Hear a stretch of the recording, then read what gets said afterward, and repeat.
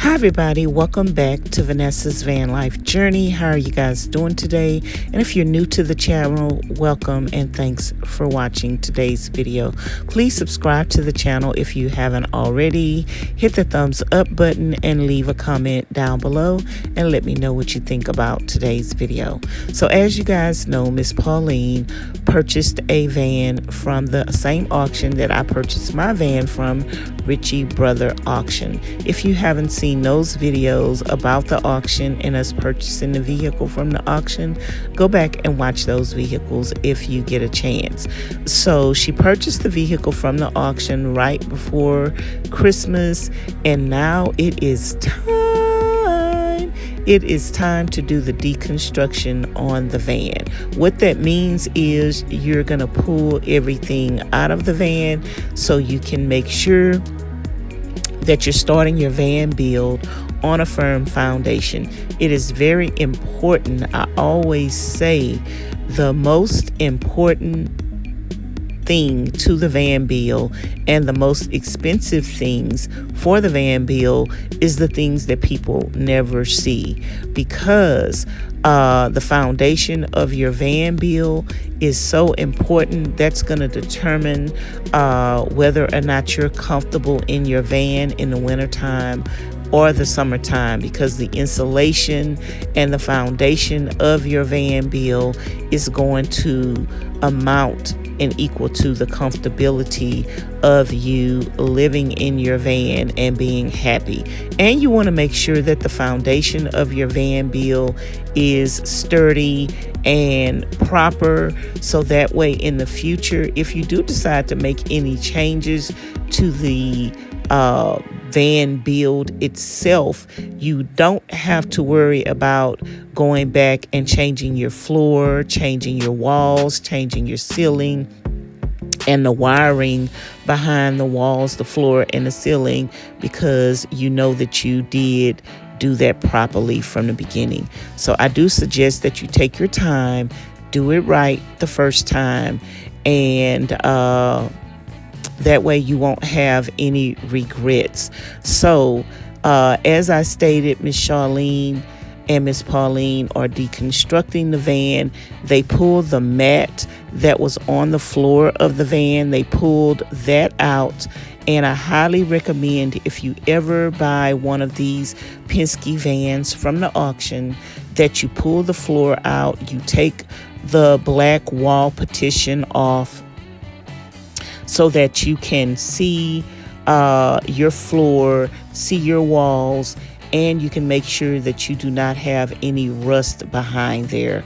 Also, I recommend when you buy any van from wherever you buy it from, take it to the car wash and make sure you wash it really well and make sure you do not have any leaks. You don't want to start a van build on a vehicle that has leaks in it, and then you end up closing your ceiling in, closing your walls in, and you don't even know that you have a leak in that area because you have everything closed in. And you just want to make sure and double check, even if everything looks okay, go to the car wash and wash your vehicle and make sure you do not have any leaks in it. You don't want to close your walls in and put stuff on the floors, put wood on the floor, and then it's leaking and it's rotting right beneath your feet and causing mildew, and you never even know it. So yeah, they did pull the mat up off the floor, and they are going to put some down sound deadening heat protectant on the flooring, the walls, and the ceiling, which is what I highly recommend. If you guys haven't seen that video on the channel where I give tips and tricks and things that I learned along the way for a new van build, go check that video out. Also, they are taking the metal studs, I would call those metal studs, off of the wall. They're taking those off of the wall. You could leave those, but like I suggest before, you guys, I suggest you take everything out of the van and do your insulation behind this. And if you want to put it back up, you can put it back up. But the metal studs extend out 3 to 5 inches in some places. And if you leave those metal studs in, then just know that you're taking away from your floor plan that much. It may not look like much, you guys, but in a van, every inch counts, especially when you're trying to fit a whole lot in a van like I did. I had my upper cabinets, my floor-to-ceiling cabinets, and I had my stove and my sink in the back. Every inch counts, you guys.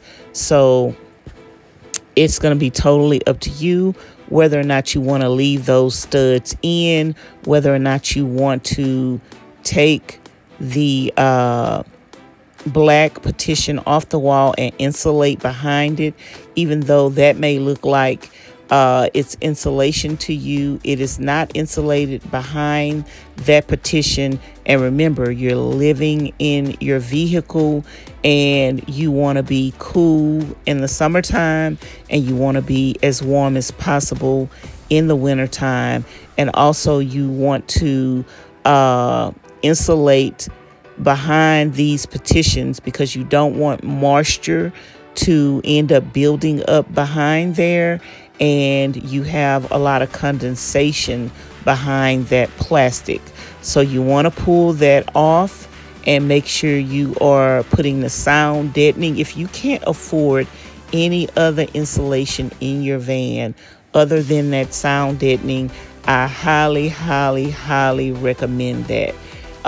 In the desert, it got up to 115, even more than that sometimes in the summertime.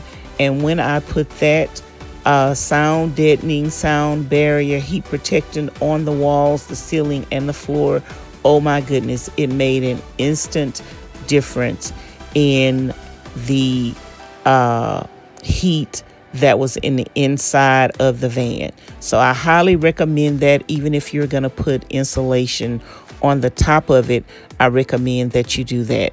So as you see here, Miss Pauline is beginning to take the black partitions off of the walls, and pretty soon she will have the whole van exposed where she could start tomorrow and work on the van. So anyway, you guys, that's going to be it for today's video. Don't forget to like, comment, share, and subscribe. And if you have any questions, leave them down below.